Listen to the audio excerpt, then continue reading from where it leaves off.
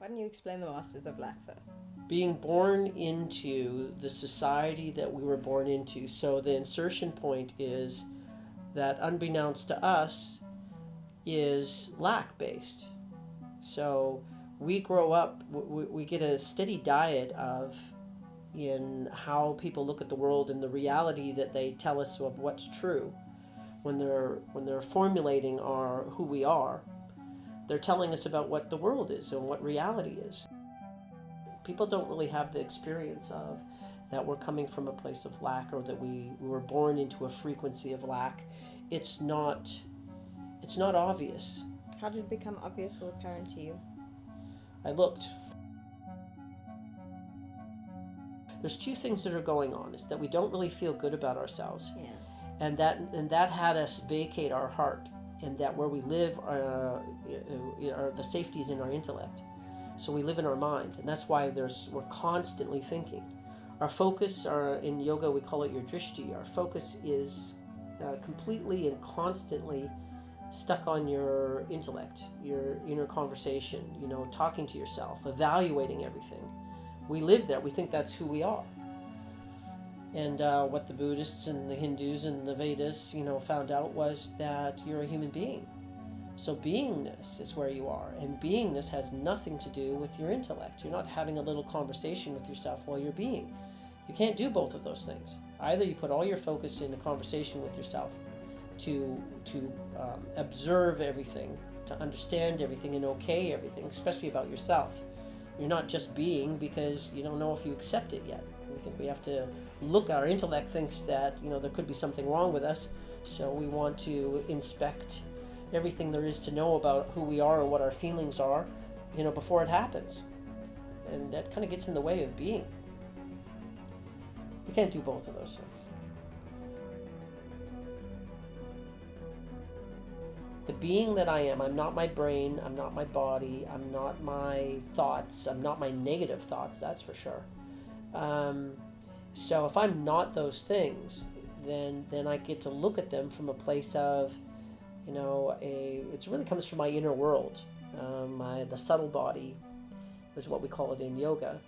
But it's really your soul, or what you discover in meditation.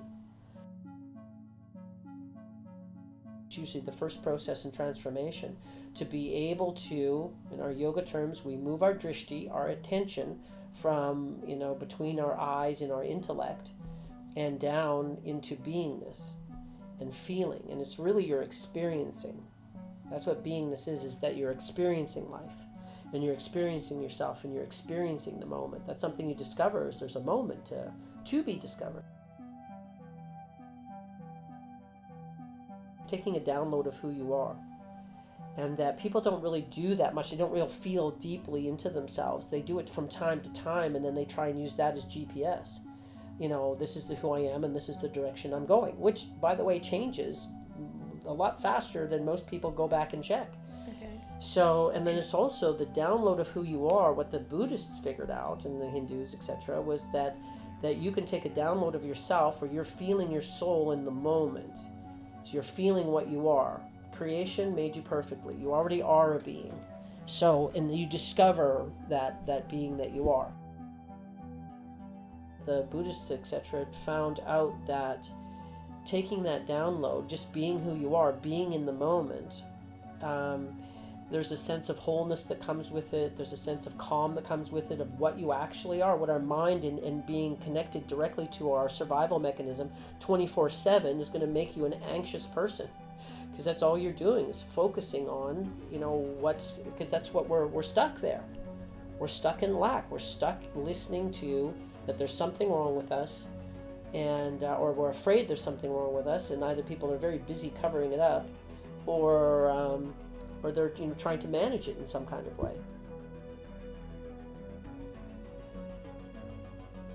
If you want to learn about people that see the world as sacred, you talk to the spiritual leaders in history and physicists. People who really understand science, they start really seeing how complicated and amazing the design is. They have a great appreciation for it. And that in the 80s or so, maybe before that, that, well, definitely by the 40s, when they really got involved in quantum physics, is that they started, some of the things scientists were saying that, spiritualists had been saying for 5,000 years, and where science actually finally met spirituality. So all of those, the whole, wrapping it all together is frequency. There is a frequency that we were born into, and Bashar was talking about we're the masters of lack, and we have to master lack, and we master experiencing lack. That's what we're here to do. Master experiencing lack. Lack, and to the end, and you can remain the master of lack by experiencing it, or you can use that experience of understanding and mastering, being a master of lack, to choose not lack, to raise your frequency, because you go, okay, I get it, I understand it. Now I can see that it's just a frequency, so it's not an actual reality of everything is, and the amount of possibility that I'm allowed and everybody else is that it's actually just the place, my insertion point. And I woke up here.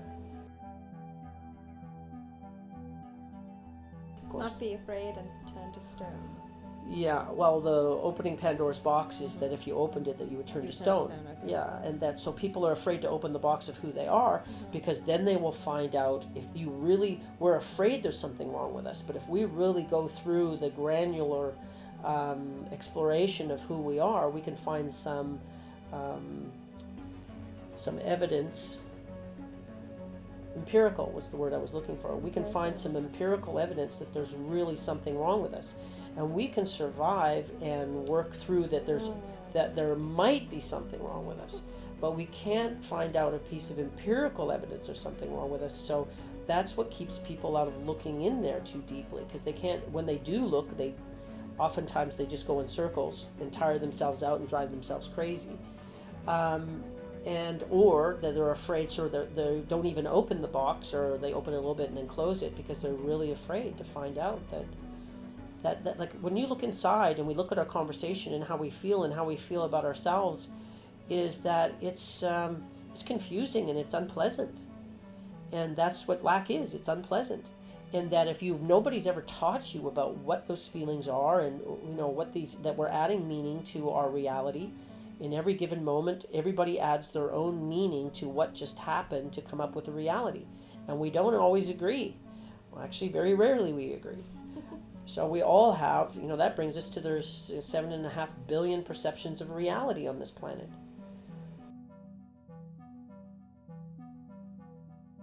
What the masters have determined is that you can be, there's something very delicious. It starts all of a sudden, that's why meditation is so great, is you turn your mind off, you turn to a different frequency of who you are, you start experiencing beingness. There's a download where you just virtually, there's an experience of you being teleported down to you in this ray of light. So creation's always shining on you. It's up to you to have creation shine through you. So being able to let that in, when you take the focus, when your focus is on your intellect, all it does is hit on you. But when you put your focus on beingness and feeling that download, you all of a sudden you feel, within minutes, you feel you're rejuvenating. There's a connection to self that's it just feels good to experience you, just to be with you. And you spend more time being with you, and all of a sudden your anxieties and the things that you're afraid of are no longer that important, because that's not what you are. You are this other thing that it's fuller. It has an experience of worthiness, an experience of alignment, an experience of wholeness, even just a little bit more whole. And then all of a sudden your anxieties look that much less interesting, because now you know what you're doing. See, if all that you've got is your anxiety, then, what are you doing? Now you're just, trying to create your life from, trying not to be that, and usually trying to create something where you can feel better about yourself, ultimately. It's actually perfected anything around the human condition, and being able to realize that conversation that they're having with themselves isn't useful. It's good when you have danger, and it might have some utility when there's something to be afraid of, But being locked into that 24/7 is probably not a really good place for us to hang out. So the antidote with that is the masters had realized if they spend any time in the download of the experience of who they are, that it felt so good, they went, well, why would we leave here? So they didn't. So their whole practice was being able to not leave that space to not get suckered back into fear. So then the masters got to see the sacred in that. They got to see the sacred in themselves. They got to see the sacred in all that is. And then they got to see that there's a sacred moment, is the place that they experienced all those things from. And the sacred was just a frequency. So we were born into the frequency of lack. And they discovered that that is artificial. And they discovered that there's in between lack and sacred, there's a lot of levels. And most of them are way better than lack. If you're moving up, it's better. And they went so high because they did spend lifetimes meditating and focusing on, gratitude and, being humble about creation and about their part in it and being grateful to really incredible depths, that they started experiencing themselves in the world as sacred. And it's a frequency and it's a choice.